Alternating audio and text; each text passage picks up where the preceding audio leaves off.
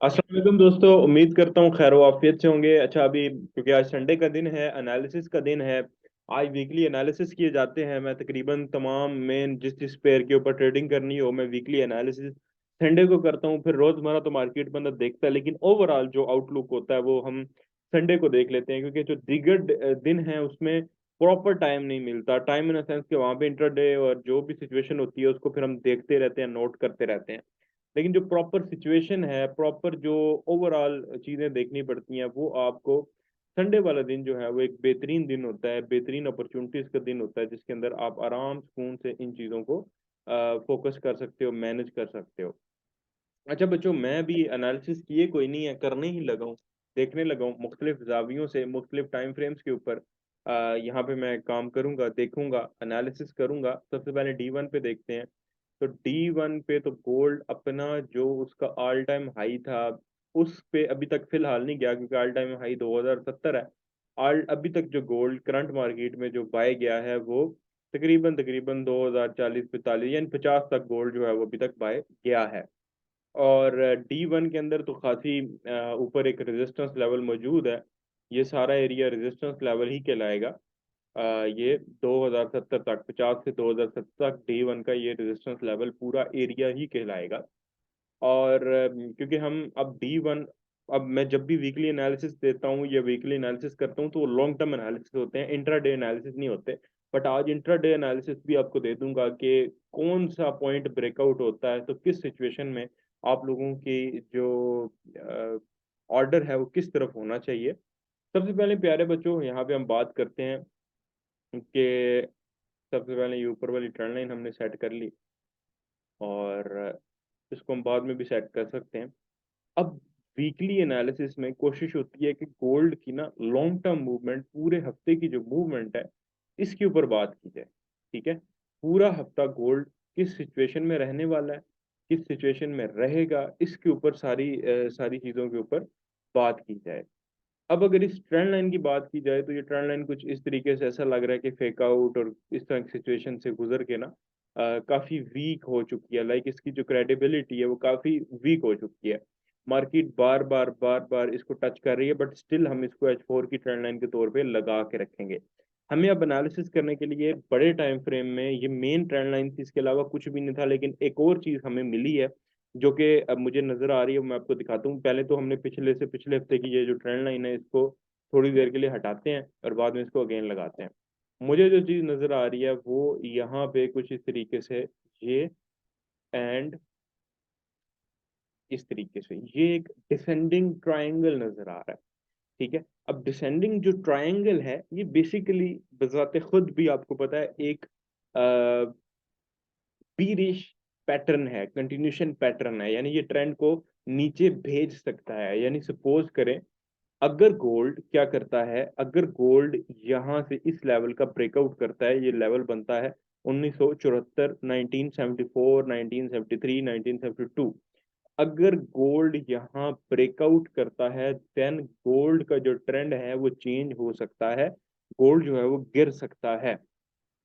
कहाँ तक गिर सकता है ये हम बाद में डिस्कस करेंगे। At least first first of all breakout तो फार्मूला एक्स अगर हम लगा के देखें, जो कि इसके फर्स्ट स्विंग की पूरी हाइट, मुकम्मल हाइट को अगर मेजर करें, तो ये मिनिमम हमें जो गोल्ड सेल भेजने का बता रहा है वो 1931 तक कह रहा है। यानी ये जो डिमांड लेवल था इस तक जो है गोल्ड हमें सेल जाता हुआ नजर आ रहा है, अगर ब्रेकआउट होता है तो पहले हमारे पास H4 की एक ट्रेंड लाइन थी जो कि मैंने अभी आपके सामने लगाई थी, जो कि काफी जवाल का शिकार रही है, कभी ब्रेकआउट होती है। अगर इस तरह लगाएं तो ऐसा लग रहा है कि ये ब्रेकआउट हो चुकी है, बट काफी फेक आउट्स हैं बीच के अंदर और काफी गड़बड़ है। तो हमारे पास जो मेन अभी फिलहाल जो सिचुएशन है वो ये है कि अगर गोल्ड इस डिसेंडिंग ट्रायंगल को डाउनवर्ड ब्रेकआउट करता है देन फिर गोल्ड सेल जा सकता है, पॉसिबिलिटी है।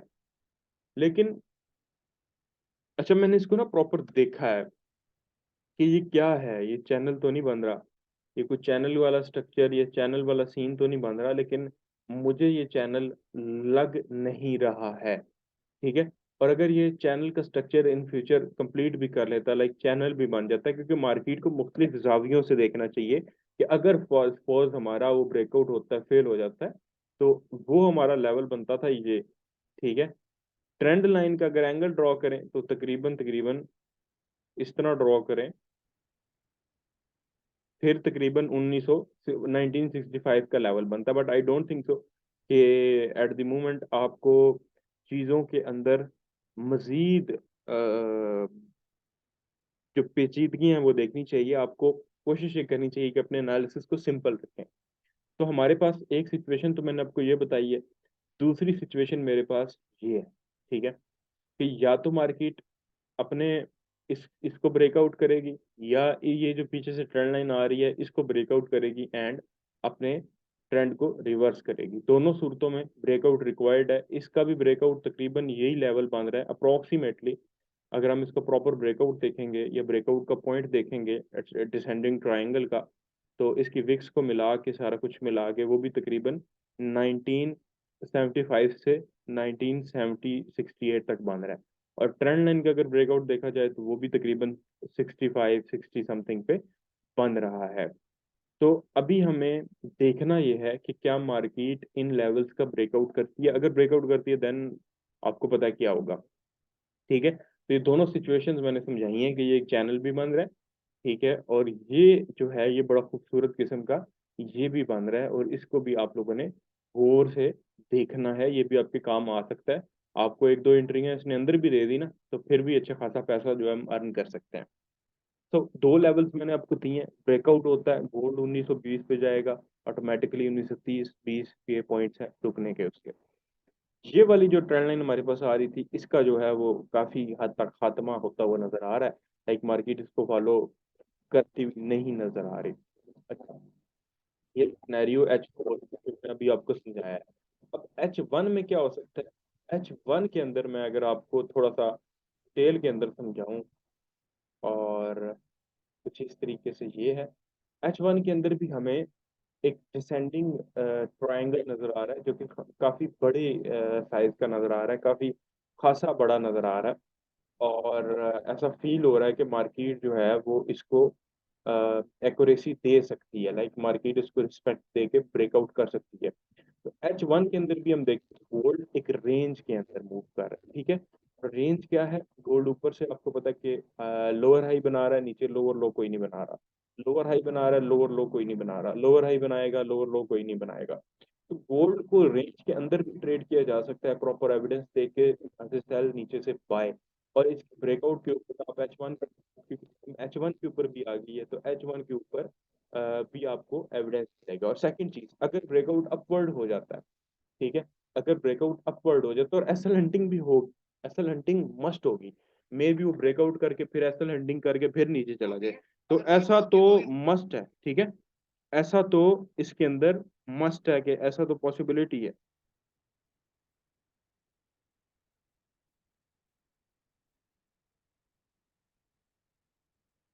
अब यहाँ पे एक सिनेरियो तो ये है, मैंने आपको बताया कि डिसेंडिंग ट्रायंगल है, चैनल है, ये ब्रेकआउट्स का वेट करें और लॉन्ग टर्म एंट्री के लिए। और डेफिनेटली H1 के ब्रेकआउट पे एंट्री लें तो ज़्यादा बेहतर है, आपका एसएल काफ़ी मिनिमाइज हो जाएगा, टीपी आपकी मैक्सिमाइज हो जाएगी, तो ज़्यादा बेहतर है। अच्छा, एक और चीज़ मैं आपको इंपॉर्टेंट चीज़ मैं आपको बता दूं, जो कि फिलहाल छोटे मजीद छोटे टाइम फ्रेम पे जाएंगे तो शायद आपको कोई फ्लैग शैग भी यहाँ पे इस तरीके का मिल जाए और आपको शायद कोई ना कोई मजीद एंट्री मिल जाए, लेकिन इससे छोटा टाइम फ्रेम पे मैं ट्रस्ट नहीं करूंगा फिलहाल।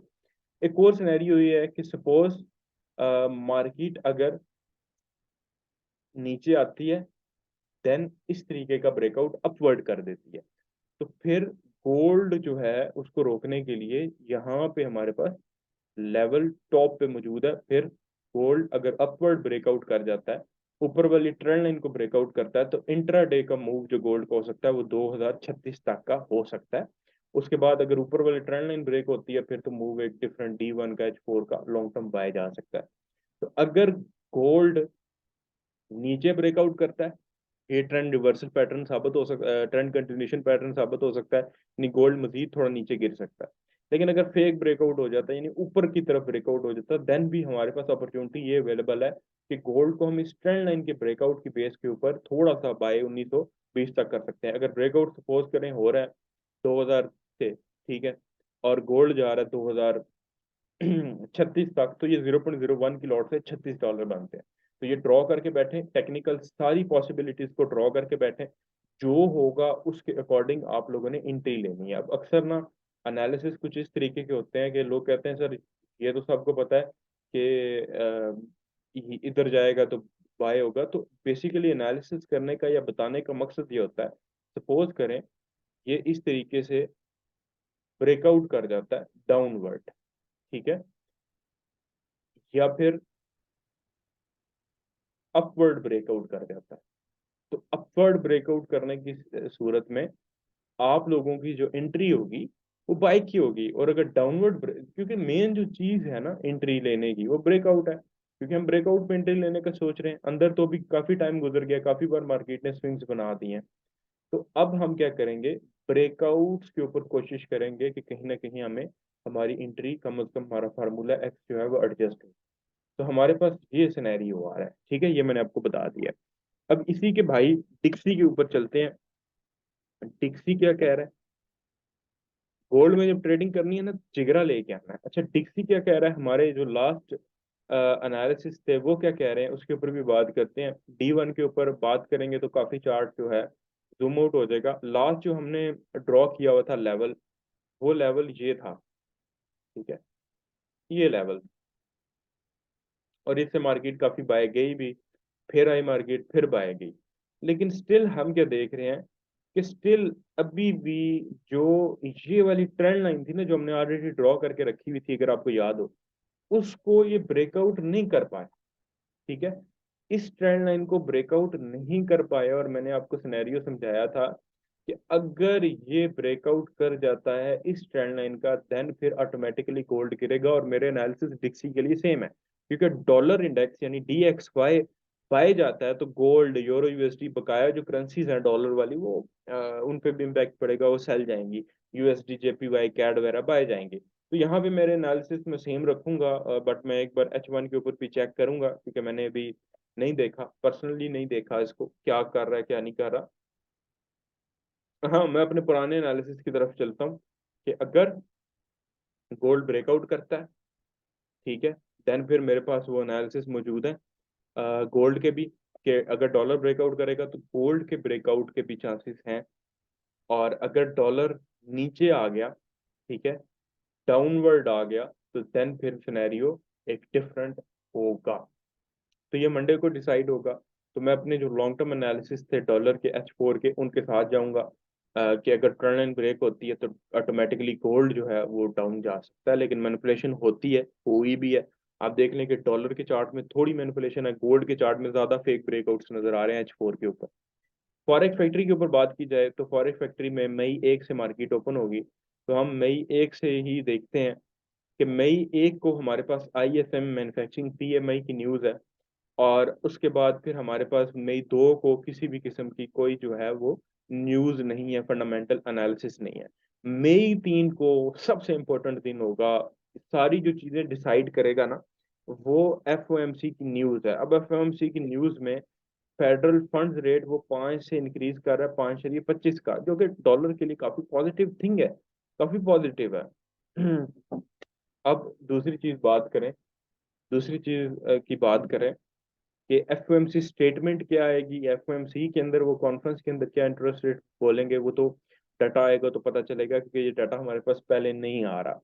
ओवरऑल मैं अगर आपको डेवलपमेंट बता दूं जो वीकली मुझे यहाँ तक ADP non farm employment change तक नजर आ रही है, वो डॉलर को स्लाइटली थोड़ा सा बुलिश भेज रही है। यानी कि इतना ज्यादा बड़ा डाटा नहीं आ रहा कि डॉलर का कोई ब्रेकआउट करवा दे, बट मुझे लग रहा है हाँ अगर कोई न्यूज अच्छी चली जाती है बीच में तो ब्रेकआउट करवा सकती है। बट डाटा के अकॉर्डिंग को मेजर बड़ा डाटा नहीं है कि डॉलर को ब्रेक करवा सकते हैं। लेकिन ये जो 11 बजे, 3 तारीख को 11 बजे ये जो न्यूज है ना FOMC की, ये बड़ा इम्पोर्टेंट महीना है, क्योंकि FOMC भी इसके अंदर है, और इसी महीने के अंदर फिर आगे NFP भी है। तो NFP के अंदर क्या होगा वो बाद में देखेंगे, लेकिन FOMC जो है वो डिसाइड कर देगी।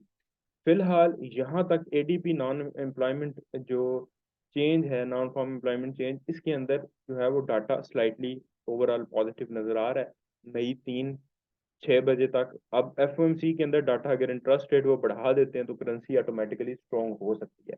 मुझे लगता है स्लाइटली पॉजिटिव रहेगा, डॉलर के लिए। और टेक्निकली मैंने आपको बताया कि डॉलर पॉजिटिव जाता है तो गोल्ड वाला जो हमारा डिसेंडिंग ट्रायंगल है वो ऑटोमेटिकली सही हो जाएगा। तो ये एनालिसिस देने थे, अपडेट देनी थी आप सबको, दुआओं में याद रखिएगा। अल्लाह हाफिज। वीडियो को देखते रहें, कमेंट्स में बताएं कि कुछ समझ आई है तो बताएं, नेक्स्ट मैं कोशिश करूं कि एनालिसिस को देता रहूं। एक वीक मैंने मिस किया ईद वाला, उसके बाद मैं वापस आ गया हूं, और इंशाल्लाह ताला महीने के 4 हफ्ते होते हैं, 4 हफ्ते आपको यूट्यूब चैनल पे एनालिसिस की वीडियोस मिलती रहेंगी। अल्लाह